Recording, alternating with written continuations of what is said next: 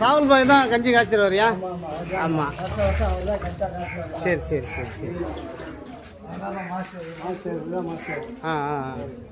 இவர் வந்து கஞ்சி மட்டும் இல்லை, ஏ டு செட்டு கல்யாண ஆர்டரு, இந்த வாழைக்காய் சோறு. இங்கே வந்து நம்ம ஊரில் எஸ்பி பட்டணத்தில் வந்து வாழைக்காய் சோறு ரொம்ப ஃபேமஸ், கறி குழம்பு. அதில் வந்து சாவல் பாய் நம்பர் 1 எஸ்பி பட்டணத்தில்.